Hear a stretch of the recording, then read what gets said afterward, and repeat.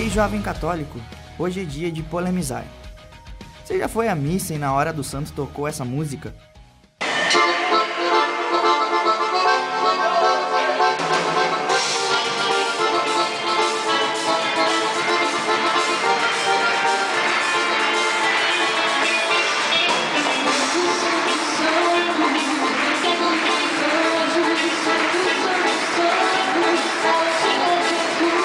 Eu não estou suportando mais. Eu estou no limite, Brasil. E pior, as pessoas fizeram até coreografia. Você já viu as pessoas rezando a doxologia e a oração da paz junto com o padre? Teatrinho, palmas na missa, padre montado em touro. Bom, se eu ficar descrevendo todos os abusos litúrgicos existentes, ocuparia o espaço de todas as plataformas que esse podcast está hospedado. Ainda vamos por partes. Muitas pessoas perguntam no direct ou no box de perguntas do nosso Insta o que realmente é um abuso litúrgico. Então é hora de explicar tintim por tintim. Então vamos lá. O abuso litúrgico ele se caracteriza por todo o ato que não está dentro do rito litúrgico, ou seja, o que não está presente no missal e nos manuais de liturgia. Os abusos acontecem tanto de forma esporádica quanto de forma recorrente nas nossas igrejas. Em alguns lugares há tanto abuso litúrgico que as pessoas, inclusive os sacerdotes, consideram normais e, pasmem, litúrgicos. Trago aqui um trecho do documento pós-conciliar, escrito por São João Paulo II, Redemptionem Sacramentum. O trecho está no número 6, abre aspas. Não há dúvida de que a reforma litúrgica do concílio tem tido grandes vantagens para uma participação mais consciente, ativa e frutuosa dos fiéis no santo sacrifício do altar.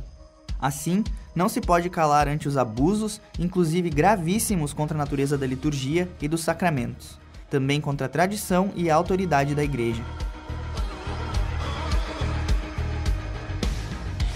Abusos em nossos tempos não raramente prejudicam as celebrações litúrgicas em diversos âmbitos eclesiais. Em alguns lugares, os abusos litúrgicos se têm convertido em costume, no qual não se pode admitir e se deve terminar. São palavras de um santo, né, galera? A gente não tem por que ficar duvidando da veracidade dessas palavras. Volto a relembrar que isso é um documento chamado Redemptionem Sacramentum, que está disponível gratuitamente no site do Vaticano. Então vamos lá, continuando. Ao longo do podcast vamos aprofundar nesse documento tão rico da nossa igreja. Mas antes vamos falar sobre a natureza e sobre alguns tipos de abusos litúrgicos. A gente vai começar com os abusos na música. Talvez é um dos erros mais comuns. Quem acompanha a página sabe o quanto a gente tem lutado contra isso. Duas partes da missa em relação aos cantos são os mais recorrentes com os abusos, o Glória e o Santo. Por quê? Porque ambas são uma oração e não devem ter as suas letras modificadas. Mas com frequência ouvimos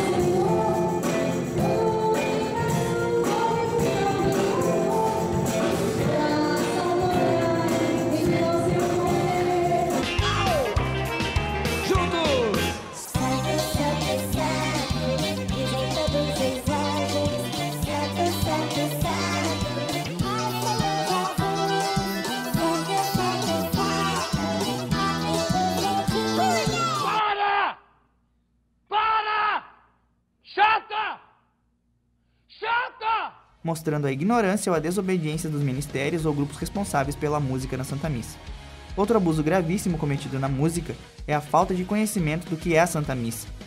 E, em consequência disso, tocam como se estivessem em uma festa ou em um show de rock. Por exemplo, como nesse ato penitencial.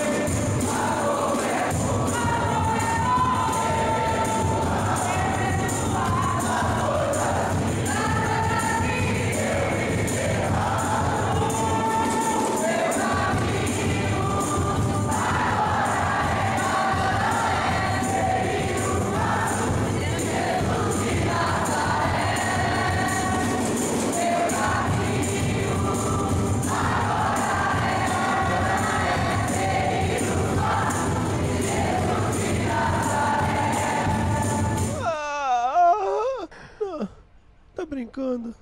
Não tô brincando. Sim, meus amigos, isso deveria ser um ato penitencial. Outra forma de abuso litúrgico é o teatro. Um fator que me assusta é a tentativa das pessoas tirarem Jesus e o santo sacrifício do centro da missa para colocar atitudes humanas. O teatro no meio da missa não tem lugar, não faz parte do rito e ainda assim muitos grupos, em especial os grupos de jovens, têm a mania de fazer encenações no evangelho. E o pior, com o aval dos padres. Vale ressaltar aqui as palavras do cardeal Robert Sarah, atual prefeito da Congregação para o Culto Divino. Nós deveríamos evitar transformar a igreja, que é a casa de Deus destinada à adoração, em um teatro ao qual as pessoas vêm para aplaudir os atores.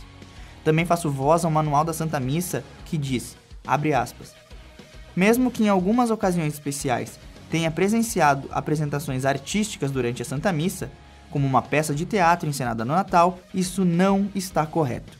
A missa é um ato real que Cristo se oferece por nós em sacrifício ao Pai. É a cruz tornada presente. Por isso, não há lugar para eventos que não apontem para essa realidade. Uma encenação, por exemplo, passaria a ideia de que tudo é mero símbolo, quando na verdade os símbolos da missa indicam e refletem algo vivo, o sacrifício de Cristo. Fecha aspas. Lembremos também as palavras de nosso querido Papa Francisco ao recordar que a missa não é um espetáculo para ficar tirando foto, batendo palma, etc. Interpretação errada do conceito de enculturação. Algumas pessoas, até com boas intenções, deturpam o conceito de enculturação da Santa Missa. Vamos falar de um exemplo concreto dessa ação. Estamos em um país onde o preto significa felicidade e o branco significa tristeza. Então, nesse caso, a cor do paramento litúrgico muda, por exemplo, no tempo pascal, para a boa compreensão do povo. Mas aqui no Brasil, há uma tendência de relativizar tudo, e a cultura do achismo. Por isso, vemos não raramente as chamadas, abre aspas, missa gaudéria, missa sertaneja, missa afro, etc. Eu, como gaúcho, tive o infortúnio de ver a hóstia sendo consagrada ao lado de um espeto corrido de carne de gado. É triste demais. Há também abusos litúrgicos causados por pura ignorância, como várias senhorinhas que rezam a doxologia e a oração da paz com o padre. Porém, de todos os erros aqui já citados, esses são os menores. Há com certeza outros, como padres que não usam o paramento correto, invenções litúrgicas como homilia da Assembleia, palmas na missa, incremento ou exclusão de orações e palavras do missal. Se fôssemos abordar um a um, teríamos que fazer um seriado apenas de abusos litúrgicos. Mas nesse podcast quis me ater aos abusos cometidos pelos leigos, pois são atitudes que com uma boa formação e uma boa catequese podem ser evitados. Agora vamos voltar a falar sobre o combate ao abuso litúrgico. Ainda na instrução Redemptionem Sacramentum, São João Paulo II afirma que os abusos, sem dúvida, contribuem para obscurecer a reta fé e a doutrina católica sobre esse admirável sacramento e impede que os fiéis revivam a paixão salvadora de Nosso Senhor Jesus Cristo de forma digna e coerente.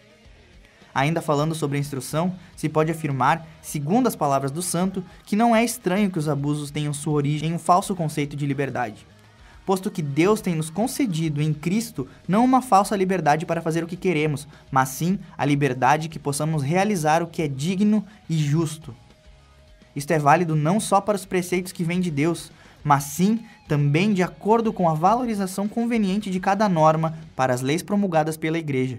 Por isso, todos devem se ajustar às disposições estabelecidas pela legítima autoridade eclesiástica.